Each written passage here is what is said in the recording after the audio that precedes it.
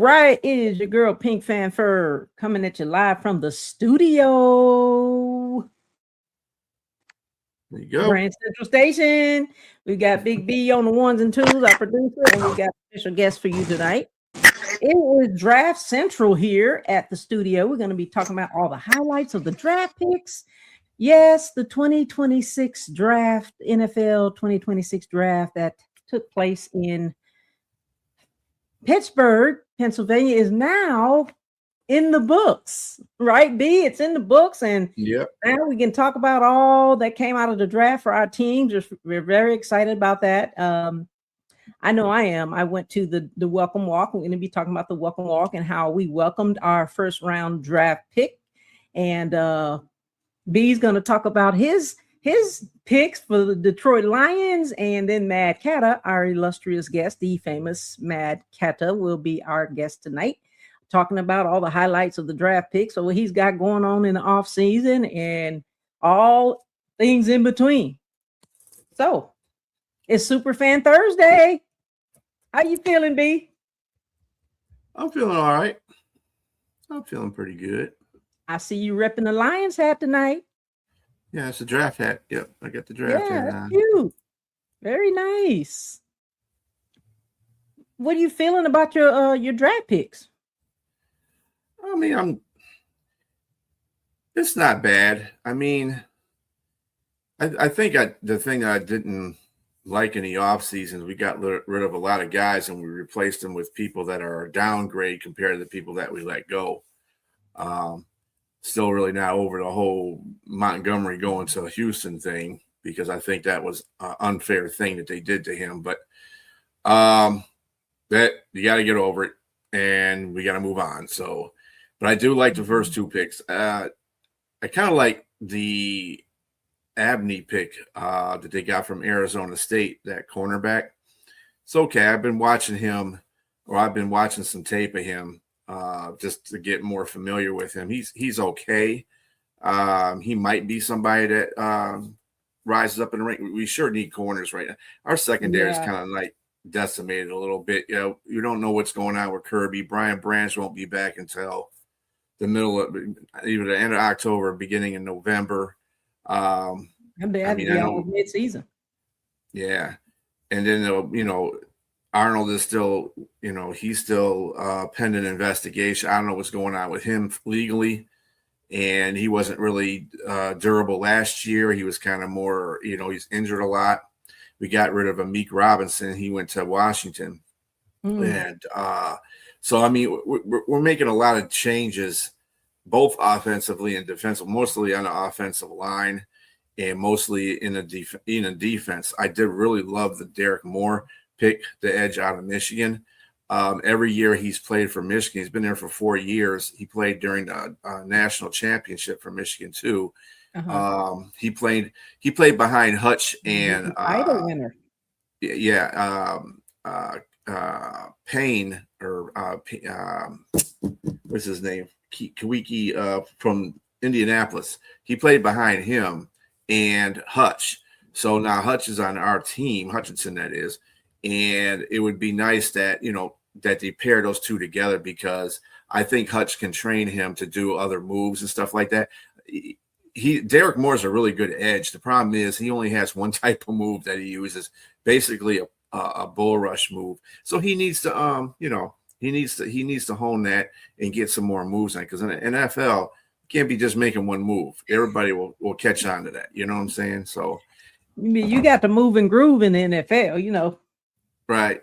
And then Blake Miller, our first round pick, he'll be good. I don't know if he's going to be a starter immediately, because we got Larry Borum and for the right tackle, because the left tackle's moving. Panay's moving to the left tackle spot.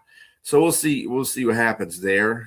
Usually I say when you draft somebody in the first round, they should be a starter. But I think in this case, this will be really good competition for that right tackle spot. We'll see. And then it'll be, and I mean, but the rest of the draft is so hum. But we lost to Mad Cattah. What's going on? We lost Mad Cattah is going to join us here shortly or a little bit later. He's having some technical difficulties, but at the end of the day, you just got to you got to go with the flow. Yeah. As far as the picks go, I know that there's probably going to be some roster moves after the draft, and there's always going to be some surprises there. Mm-hmm. And then before the draft, I know you guys got some people as well as we did. There was some moves in free agency and things like that.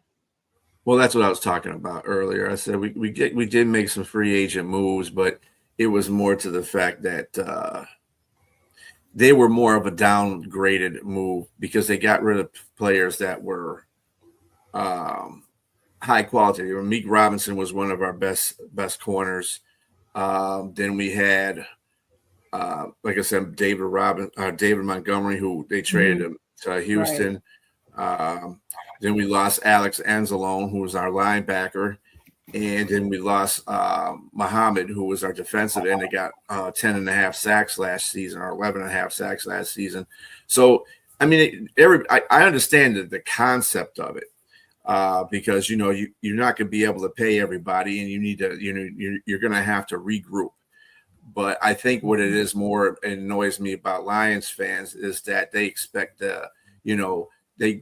they go back a minute and say, oh, well, they have to do this. And well, if you understand it, you're going to have to understand that means the Lions may take a step back in how their performance is over the season. That means they're not going to be 12-5 or 13-4 like I hear a lot of these people saying. No, they're not going to. Their ceiling is 11-5 to me, or 11-6 to me, and their basement is 9-8. So they can be in between that. We have a tough division as it is. So we do have a last place schedule, so that works an advantage for us. So, yeah. But this team is not. I'm telling you right now. I mean, I'm a Lions fan, but I'm gonna tell you the truth about the team. This team is not a Super Bowl team right now. It might be next year, but not this year. It might be a playoff team, but it's not a Super Bowl team. So we'll see what happens. Could be wrong. I hope I'm wrong. Definitely understand. Well, we got Mad Cattah in the house, but we don't see you, brother. Hey, can you hear me? We can hear you, of course. Put your picture back up there, brother. I had to get off of my cell phone and actually go to my laptop now that it's charged. I will try as we do this to show myself. If not, it will be my logo. Okay, the logo of the famous Mad Cattah. Yeah. Everybody knows who the famous Mad Cattah is. But we're going to talk about Draft Central. We're going to talk about, your experience with draft, the welcome walk that we went to Friday. And when you get ready, we can just talk about what you feel about the draft picks. I mean, how was your experience with the draft on draft night? First of all, we'll start with draft night, and then we'll move to welcome walk day. Well, draft night, it was electric. I mean, any chance we can get of football, any kind of interaction in the off season, I'm all for it. So it was great to kind of get an idea what the fans who we might want as far as a Panther fan or player in this case.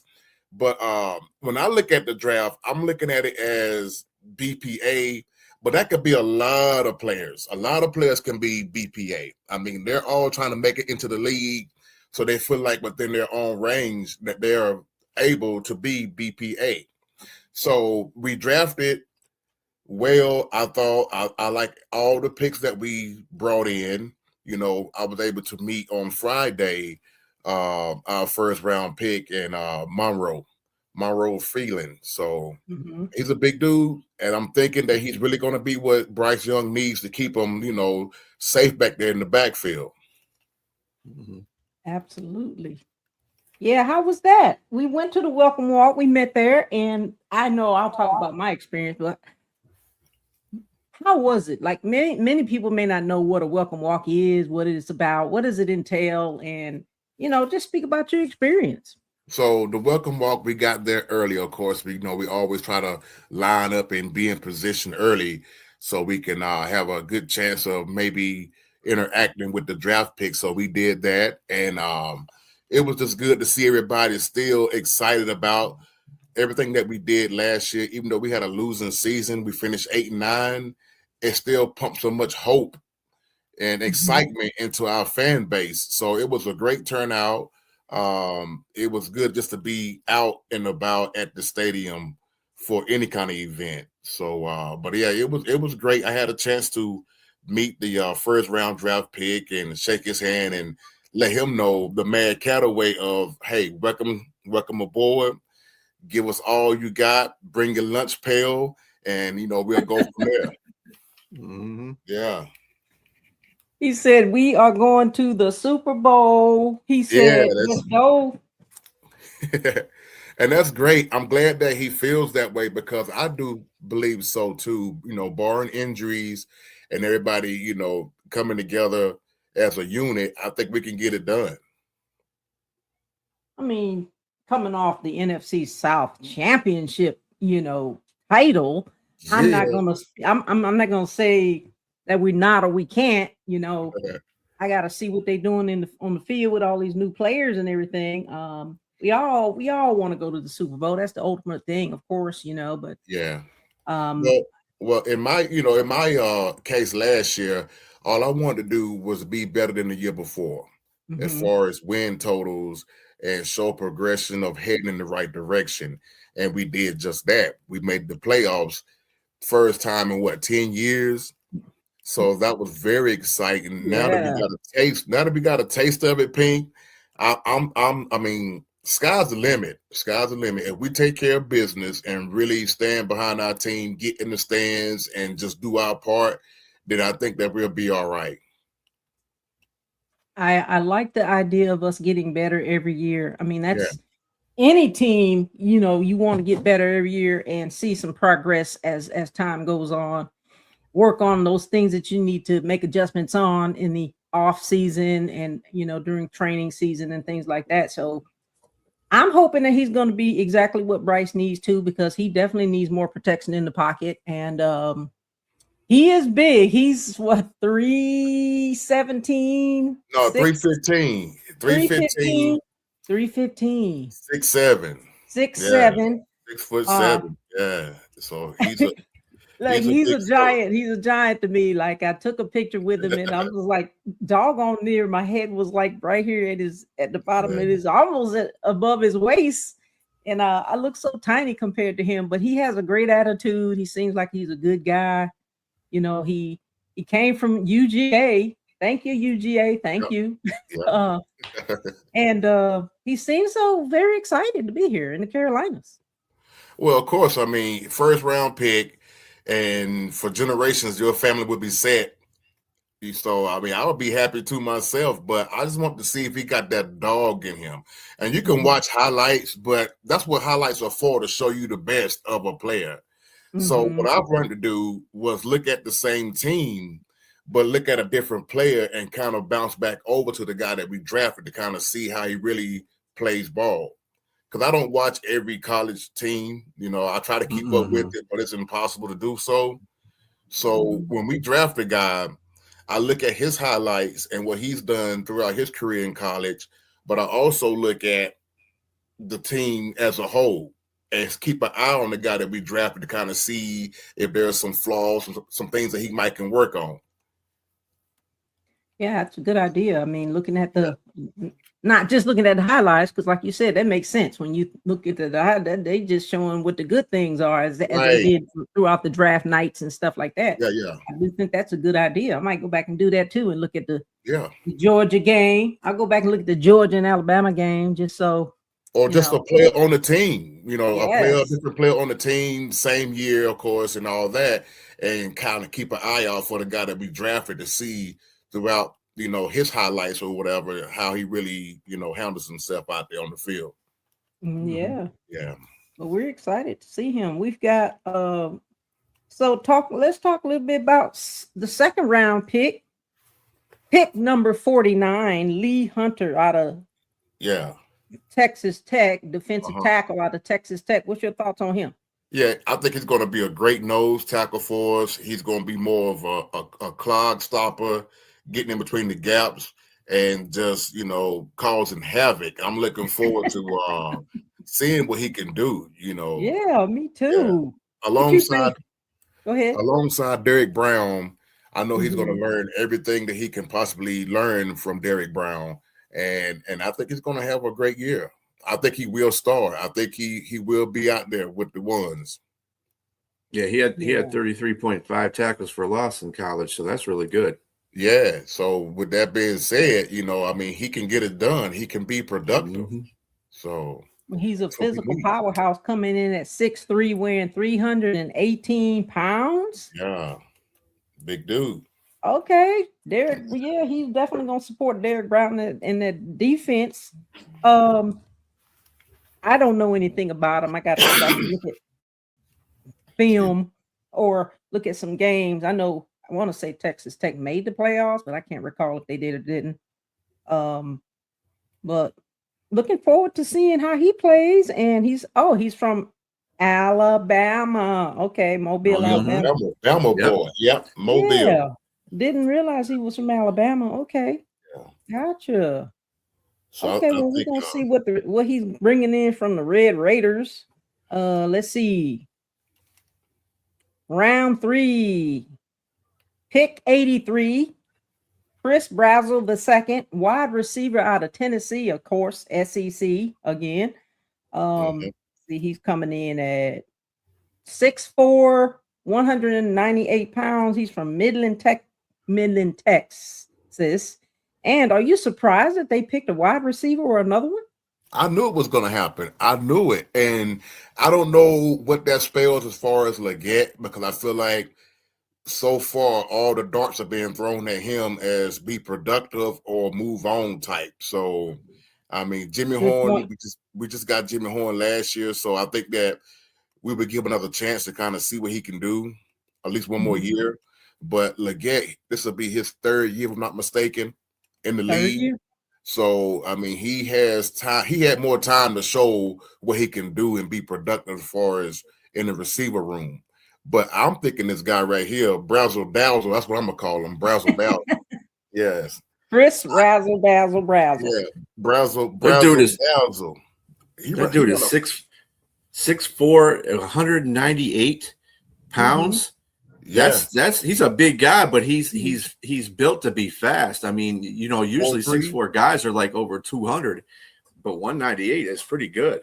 So he's got, he looks like he's got a lot of. That means he's got a lot of muscle tone. He's lean. Yeah. If he could come in and do like Teteroa and really ball out, this guy is going to be a stud for us because right now I think he's the fastest. He ran a 4.3. At the combine. Oh, yeah, he did. That's faster than Teteroa. Yeah, so, he won a 4.37. Yeah, so I think that with us adding this piece, especially in the 3rd round, that's really good because to me that shows that this guy will see the field at some point. Being a 3rd rounder don't count you out. I think that's still within range of, hey, look, we need you. I want you to be on the field at some point in the season. And he might come in and displace Leggett or maybe anybody else, but I doubt if he'll replace Coker and Ted. Yeah, it sounds like he's a replacement for Leggett. I think your front office is not happy with Xavier Leggett right now. They're going to be fighting. They're going to be fighting for that position. They won't tell you, but they will show you within silent actions, I guess you could say. Because we just drafted a receiver 3rd round. So that tells me something is still not right, like they like in that wide receiver room. And it could very well be Leggett, Yeah. But we'll see.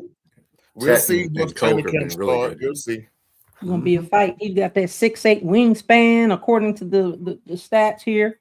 Going to be real reliable when it comes to Bryce throwing to his height of 6'4". Yeah. I don't think he'll be able to be seen down the field for all you people who call our quarterback short and small. Brazzell dad played too. To be fair, he is, but it's nice to have tall receivers. Yeah, it's nice to have tall receivers. He could definitely throw to a tall receiver like Razzle here. And let's see who else we have. We had round 4, pick 129, Will Lee III, cornerback, Texas A&M. coming in at 6'1.5", weighing in at 189 pounds from St. Louis, Missouri. Cornerback. Now, Came out once of the fourth again, round. this is a player that I don't know much about, but watch his highlight and some other film that I've seen off center of him. I think he got that dog in him. I think he's going to be a great addition behind Jason and Mike Jack.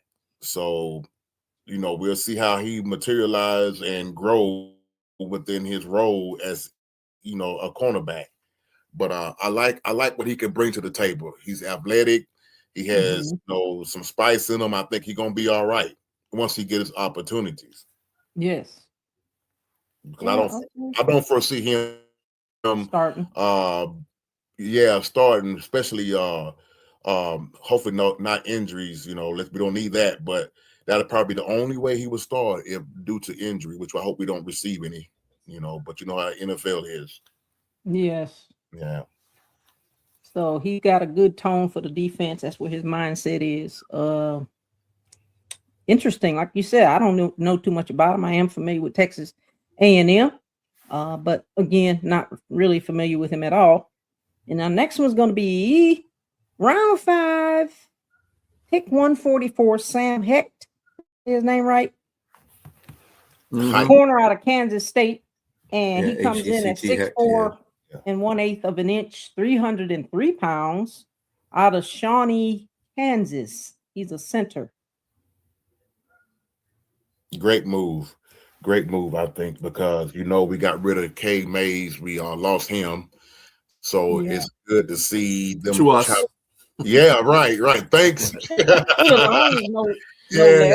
Y'all snatched them up quick, man. I was hoping that we could hold on to them, and I just knew the more and more I was reading the news about it and just trying to stay notified and up on it. I said, this guy's not going to stay. He's going to be gone.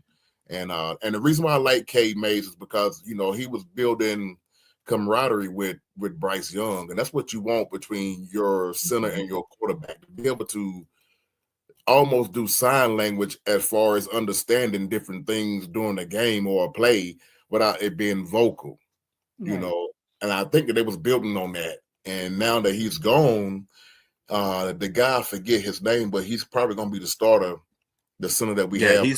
I believe he's a little bit older than Cade is, but he also has, you guys were blessed with 2 really good centers. And so with the other guy now stepping into that situation, I think he's like 27, 20, somewhere around there. And that's why you drafted the other center, because, because you need somebody to back him up and be young. So and that's great. That's a really good move. But I don't think your drop off from center is going to be too much, to tell you the truth. I think that same center has the same rapport with Bryce, because he did play. Cade was before Cade was there. I think it was a year before. I think he played more. Your other center played more than Cade did, and they had a rapport. I think it's just that Cade just kind of took over the spot because he did really well. And then your other center, I think, got hurt too, and that helped that situation out for Cade. But I think that you're not going to lose too much production with the center that you have now that's going to start, and then you got the backup center. So you guys are good there. Yeah, so that's what I was saying, how Dan, he's really been cooking these past couple of drafts. And if you think about it, every draft pick so far, correct me if I'm wrong, has touched the field at some point and been productive in doing so. So, I mean, kudos to Dan being able to see talent and also listen, because sometimes I know he probably don't get it right. We don't ever get it right, so it's good to see that it's finally coming around to us as far as Panther fans, some things that we can really latch on as a general manager and trust his process and see it actually work. I agree with you on that one. The process has got to be trusted. He's been doing pretty good and been consistent for the last couple of years. And I like the pick. I like the pick, and looks like he's going to bring that edge. He's going to bring that consistency too. And the season is long. I mean, this goes now to coaching. It's in the coach's lap now. Got these guys from free agency and you got them from the draft. It's on you now to develop these guys and make them who we need them to be successful. Mm-hmm. So, I mean, it's on the coaches now to take this talent and make the best of it. All right. Good points. Very good points. And then we have round 5, pick 151, Zakey Wheatley. He is what is it? Safety out of where he is, Penn State, coming in at 6'3" and 1/8 of an inch, 203 pounds from Crofton, Maryland. Shout out to Zakey Wheatley. Welcome to the Carolina Panthers. What are you thinking about him? I like this guy, and the draft is freshly from being over. So now that I'm kind of settled back into normal life until training camp or OTAs or what have you, I was able today to look at this guy actually, Zakey Wheatley. I think he's going to be a beast. I think he's going to be great. I was watching some film on him, and he's real long and rangy. I mean, he's almost like an octopus out there when he was making tackles on the field. He's real nosy, which means he'll come down from the box and come down in the box actually and make a tackle. I mean, he's a head hunter. So doesn't he remind you of somebody? Yeah, but I'm not gonna say this. Keep it moving. Don't say, but you know who I'm talking about. Yeah. I was thinking Jeremy. You thinking Jeremy? No, I wasn't thinking that. Oh, okay. Well, who you think? This player go way back, like back in the day. Okay, who you see? When you said nosy and just a head hunter, it just reminded me about who he is. Who was that? He reminded me of him.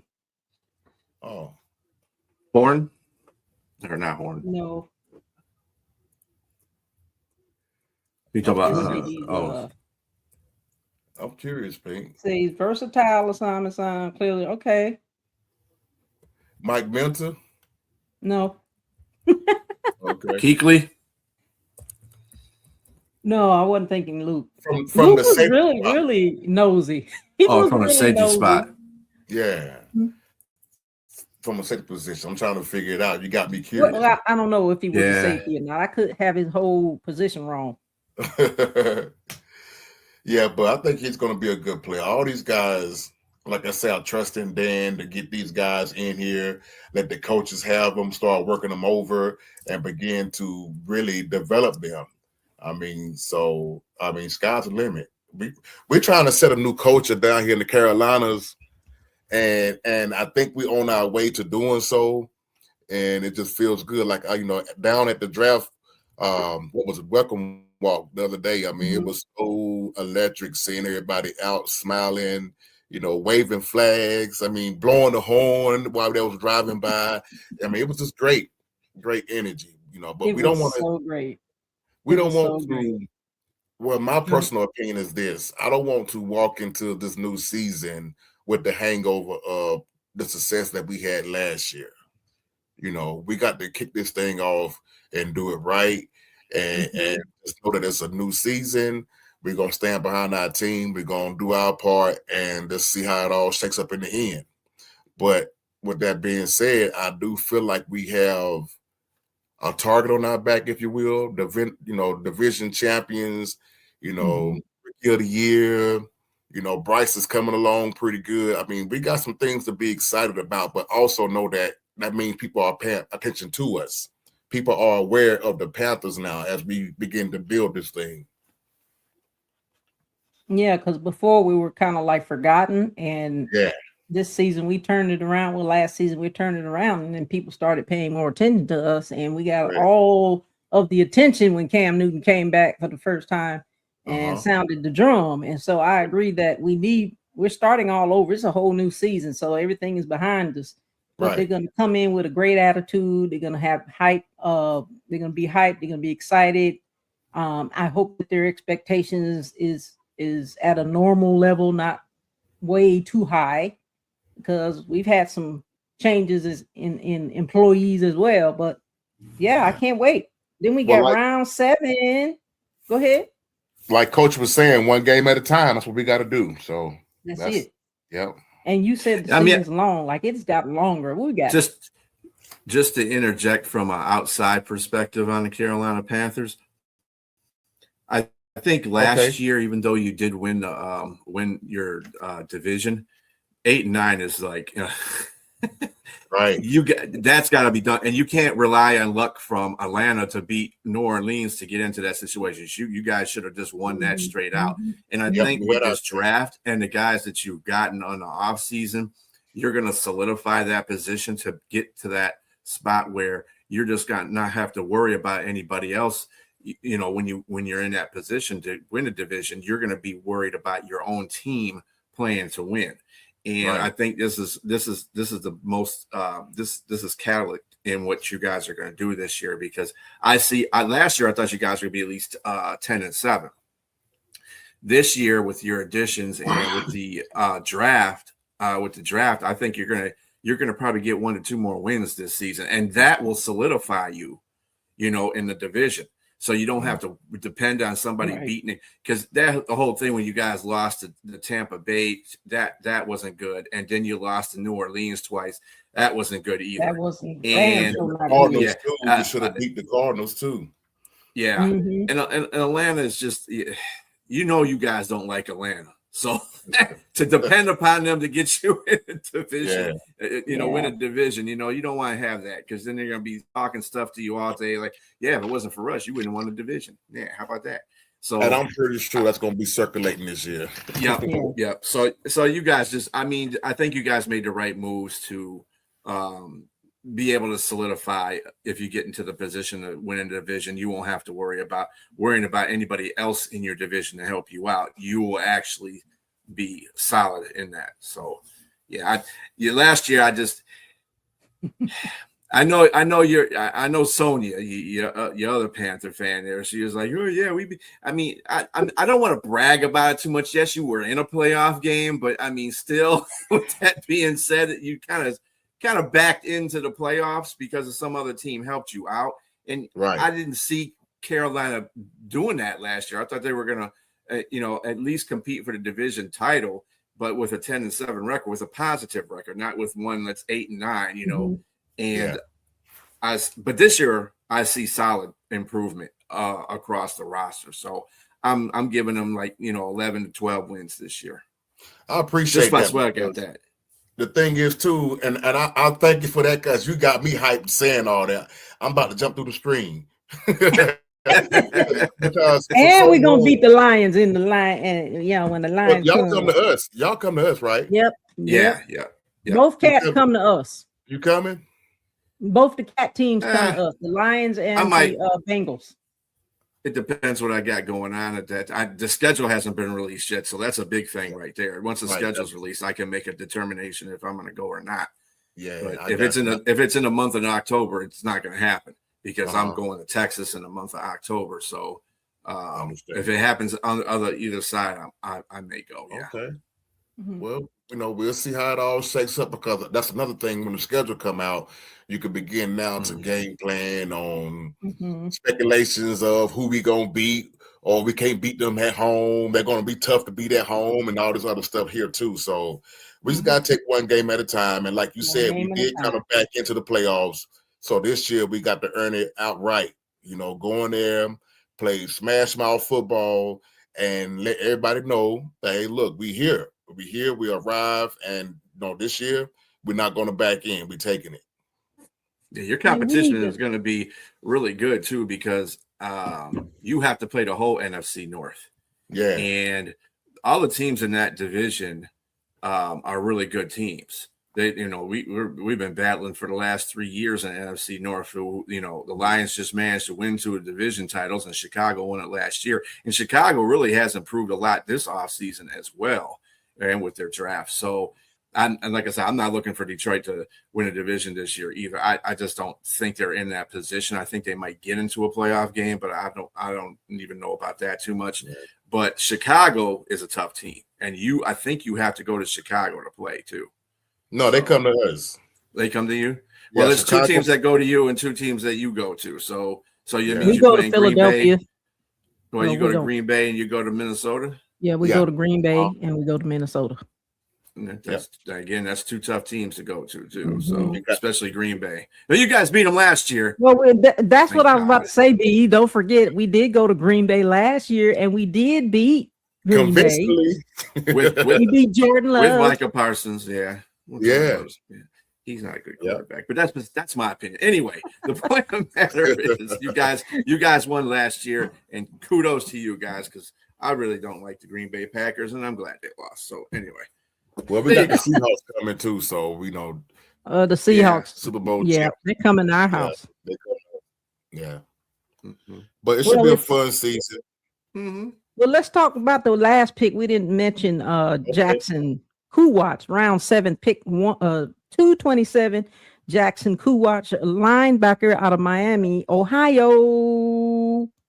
He's coming in at 6'4", 232 pounds from Cincinnati. What's your thoughts, guys? I think he has a high motor from what I've seen. He has a high motor. He has awareness, and he hits at the point of attack. He knows where to go to make the tackle. So, once he get comfortable and begin to get the scheme under his belt and everything, I think he'll be a good player for us. I really do think he'll be all right for us. Yeah, he's really a headhunter type of a player.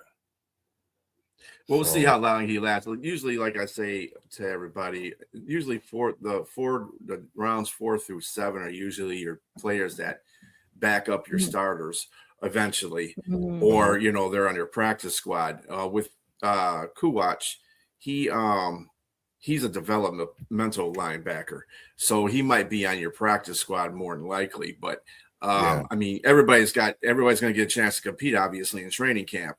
And then during the preseason. So, anything is possible. Like I said, it's not like we haven't seen a 4th, 5th, or 6th, 7th round draft pick, do big things and be in the Hall of Fame. But it even though it's rare, but it happens. So you could get, you get lucky. Any one of these guys can really just step up. I'm really looking at Chris Brazel, because that dude, I think he's gonna displace Xavier. Leggett. Yeah. We've also got Jonathan Brooks back. Yep. Cattah. Yeah. Brooks is gonna be a stud, man, because I think that he's looking for that opportunity to show that he can really compete in the NFL. So, and of course, he got hurt, so he's been out. But when he did show up and play in the game against Tampa, he really did well. He's shifty. He made cuts on a dime. I think he is going to really be that 1-2 punch that Chuba needs to go along with him. Last year we had Dotto, but of course Dotto's gone now, and I think he's in Pittsburgh. But I think he's in Pittsburgh, and he'll be coming to us. Jonathan Brooks, he's going to be fresh because he's had plenty of shelf life to sit and rehab and get himself ready for this season. So he's going to be, ready to rock. I really do believe that, So we'll see what happens. Go ahead. With Jonathan Brooks too. I think he's going to be good. Do you guys still have the same medical staff that you had last year? Because they blew that one. They put him in way too early, and they should never put him in. They gave him medical clearance way too early. That was the key right there. Now that he's had a whole season off, and maybe the medical team has been a little bit better in thinking he might do some things, because this is 2 years he hasn't been able to play. This is his 3rd year. This is the 3rd year you're supposed to be able to see him do something. You know what I'm saying? He's supposed to mature into the running back that you think that he can be, and he hasn't had that because he's been injured the last couple of seasons. So it is what it is, but it'll be. I think he'll be good. You just got to give him time. That's all. Yeah. Well, speaking of another guy coming back, we got Jatavian Sanders. Remember him, number 0? Oh yeah. Tight end. He'll be back too. JT. Yeah. So I think we're set across the board. Like I say, barring injuries, no injuries, I think we have what we need on the team. That's why this draft was so fun to watch, because we didn't have to really reach for nobody. We can just add pieces, like I was saying, BPA, and just, add for depth. So we got 2 tackles in free agency, and then we added another tackle in the draft. So we just stacking it up. Just stacking it up. And we're stacking. You JT ready, B? He had a broken ankle this year. JT Sanders had a broken ankle, and I think he's on the mend now. So he should be ready for training camp. He should be ready.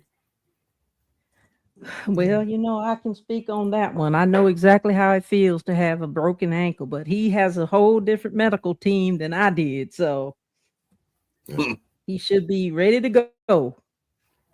I would think so too, because Evan Mitchell, he was a rookie last year for his tight end, but he showed promise. He showed that he can get open. He actually scored a couple times. So you got to love it. Well, what are you looking forward to as far as, like, I heard you say OTAs, training camp, which ones are you looking forward to prior to the season happening? Are you going to come down and watch them practice or anything like that? I planned on being a bigger presence this year, down. I mean, I'm like an hour and a half away from Charlotte. I live in, Curtisville. So I will make my trips down and capture more of the moment, and just have fun with it. So I plan on catching a couple practices. I never know the schedule, but I see pink fanfare and everybody else is popping up right on time, but I don't never get the memo. I can tell you when the schedule is. Listen, when I went, I was right in town. I was like, let me just go on over there. And a couple of those days, I was really just coming through, and I was like, let me just go on over there because I know that they was having practice. And so I just went on over there. I didn't even know if they were out or not, but I went out there and they actually started coming out like, I think it was 10 o'clock, something like that. And they just happened to be coming out. It was just a fluke, A couple of those were unplanned. One of them was planned, and I said, I'm going to go. And that's really a good time to go, and you can meet a lot of the players. They actually come over to you and sign autographs and, take pictures. They're really friendly. A lot of them are really friendly. They just come on over. Of course, there is security over there too, so don't get that twisted. But we'd like to see your face out there in the place a lot more. Well, keep me posted, Pink, so I can make sure that I can align my schedule to make sure that works. I will do that. I will do that. And I want to present, if I could possibly do so, Bryce Young, him being our quarterback and leader of the team, a battle drum. Oh, that would be amazing. That's what I want to do. He would love that. Yeah, I want to gift him that. I'm not looking for no kickback, none of that. I just want to make sure the leader of our team know that late at night in the locker room, weight room, whatever, you take these sticks and you beat this drum and you stay, you keep pounding. You want to get them frustrations out, just beat that drum. Speaking of your drum, I was going to say show your drum, but you can't show your drum. But I'll put some photos of the drums have been visualized in a couple of the reels that I've done of you. But I think he would love that. I've been having complications now that I got something going here. I want to mess it. I don't want to touch nothing. Listen, speaking of the battle drum and Bryce Young, I just want you to know, you being the founder of Carolina Superfans United. Of course, he's our fearless leader of our Carolina Superfans United group. We are a 73 strong group, and I want to take this time to officially welcome one of our newest members. Yeah. What is her? I forgot her name that quick. Lachelle. We are wanting to say welcome to Carolina Superfans United. Lachelle, welcome aboard, Miss Lady.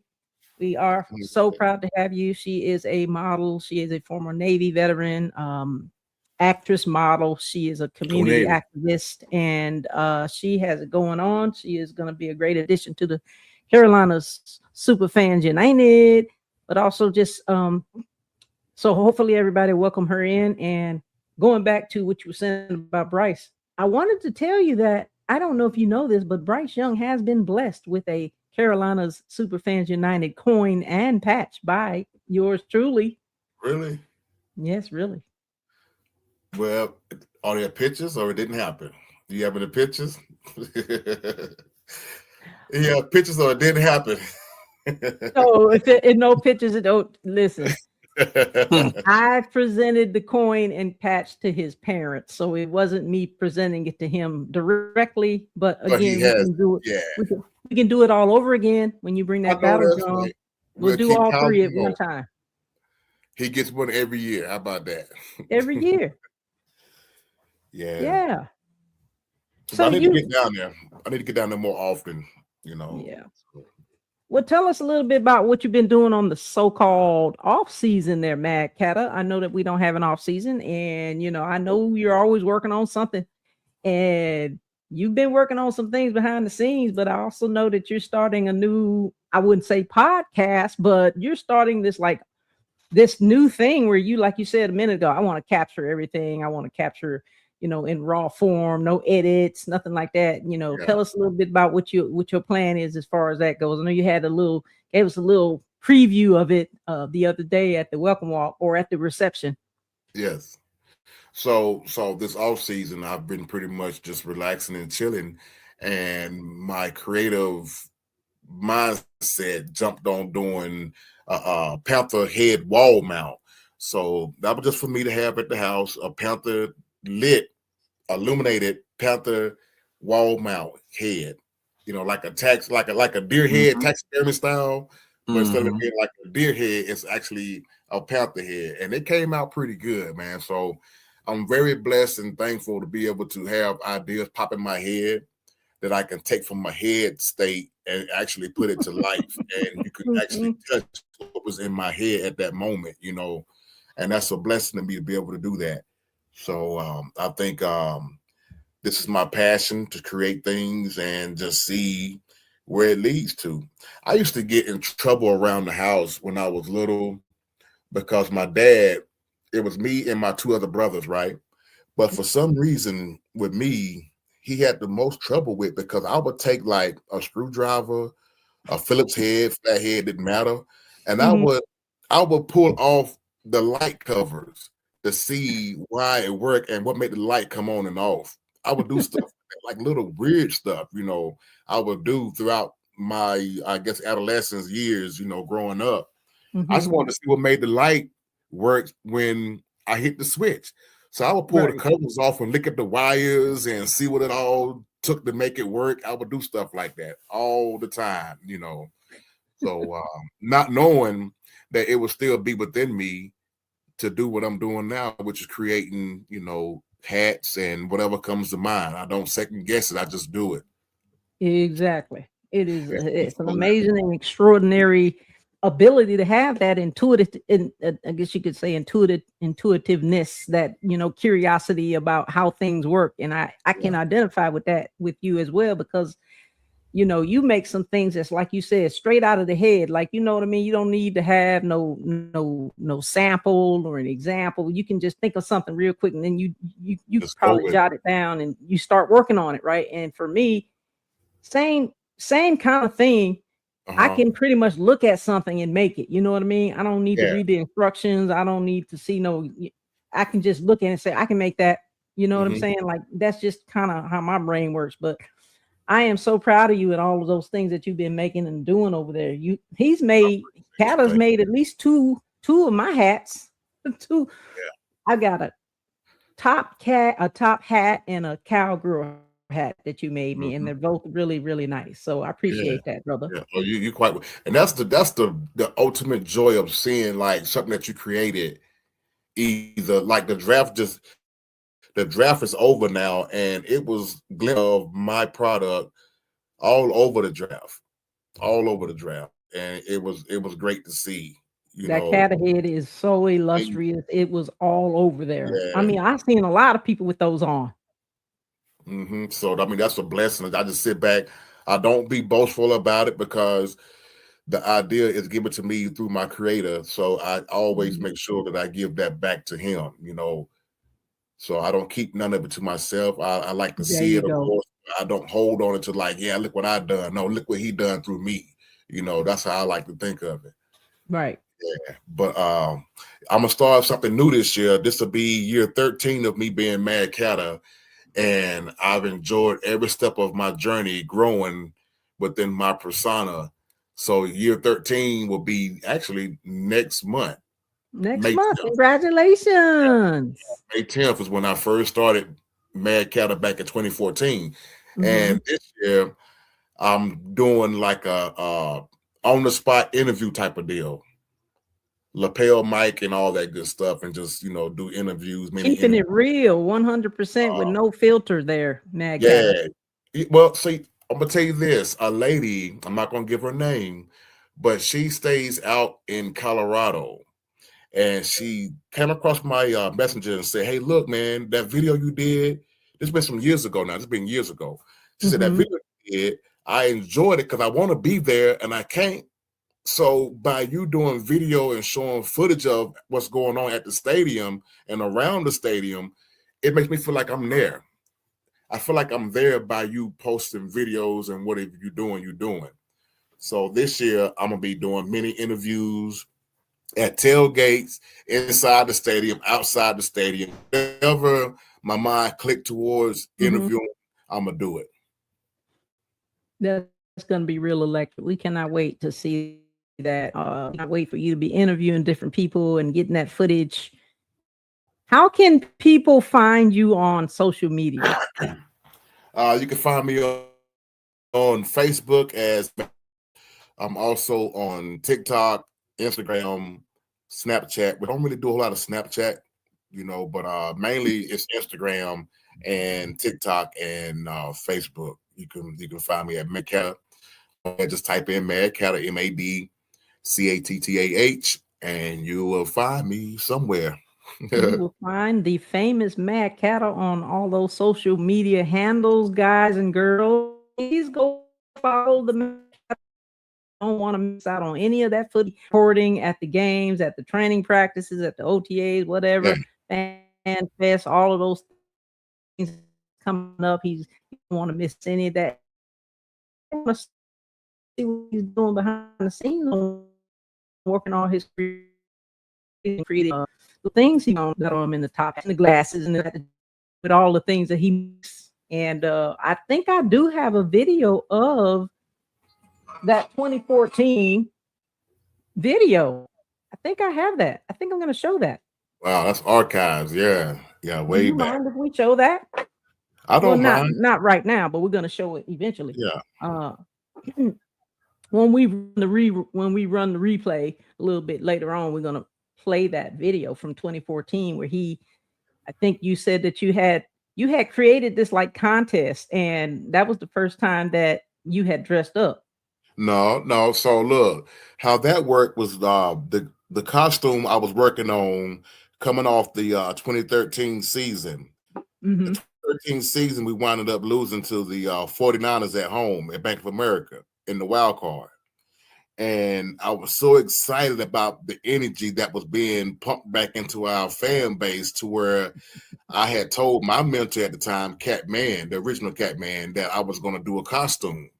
I didn't give him all my details of what I wanted to do because I wasn't quite sure yet.